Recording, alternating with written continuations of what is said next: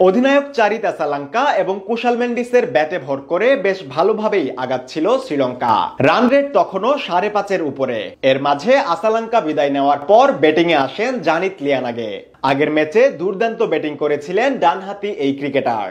তবে আজ মিরাজের স্পিন ভেলকিতে পড়ে করে বসেন অদ্ভুত এক ভুল। পা দিয়ে স্টাম্প ভেঙে নিজের বিপদ নিজেই ডেকে আনেন এই ডানহাতি ব্যাটার। পাল্লাগেল্লে স্টেডিয়ামে এদিন টস জিতে আগে বোলিং করার সিদ্ধান্ত নেন বাংলাদেশ অধিনায়ক। বিপরীতে সিরিজ জয়ের মিশনে প্রথমে ব্যাট করতে নেমে শুরুতেই বিদায় নেন ওপেনার নিশান মাদুস্কা।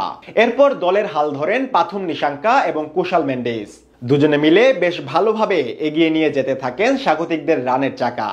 47 বলে 45 রানের ইনিংস খেলে বিদায় নেন নিশাঙ্কা। অন্যদিকে উইকেটে এসে মাত্র 16 রান করেন কামিন্দু মেন্ডিস। এরপর চতুর্থ উইকেট জুটিতে কুশাল মেন্ডিস এবং চারিত আসালাঙ্কা মিলে গড়েন বড় পার্টনারশিপ। সেখান থেকে বেশ ভালো অবস্থান তৈরি করে নেয় লঙ্কানরা। কিন্তু দুজন বিদায় নিলে আবারও বিপদে পড়ে তারা, যেখানে সবচেয়ে দৃষ্টিকটু ছিল জানিত লিয়ানাগের ভুল। ক্রিকেটের বিরলতম ঘটনা, হিট আউট হয়ে সাজঘরে ফিরেন এই ব্যাটার। আগের ম্যাচে লঙ্কানদের হয়ে একা হাতে লড়াই করার সুবাদে আলোচনায় আসে তার নাম। এই ম্যাচেও সবার নজর ছিল জানিতের দিকে, কিন্তু আউট হন নিজের স্টাম্প নিজেই লাথি দিয়ে। ঘটনাটি ঘটে ম্যাচের 45তম ওভারের শেষ বলে। টাইগার কাপ্তান মেহেদী হাসান মিরাজের লেন্থ ডেলিভারি মিড উইকেটে ঠেলে দিয়ে সিঙ্গেল নিতে যান লিয়ানাগে, কিন্তু তখনই করে বসেন সেই ভুল। দৌড় দেওয়ার সময় কিছুটা পিছিয়ে রানিং নিতে গেলে তার বাম পা আঘাত হানে স্টাম্পে।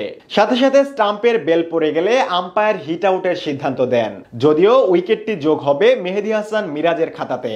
হিট উইকেটের আইন অনুযায়ী ব্যাটসম্যান হিট আউট হবেন যদি বোলার তার ডেলিভারি স্ট্রাইডে প্রবেশ করেন বা বল করেন এবং ব্যাটসম্যান ডেলিভারি বলটি খেলার প্রস্তুতি নেওয়ার সময় বা খেলার চেষ্টা করতে গিয়ে ব্যাটসম্যানের ব্যাট বা তার শরীরের স্পর্শে তার উইকেটটি পড়ে যায় তখন। সহজ কথায় স্ট্রাইকিং ব্যাটার যদি বল মারার সময় বা কোনো রান নেওয়ার সময় তার ব্যাট বা শরীরের স্পর্শে স্টাম্পের বেল পড়ে যায় বা স্টাম্প উপড়ে যায়, তবে তিনি হিট উইকেট আউট হবেন।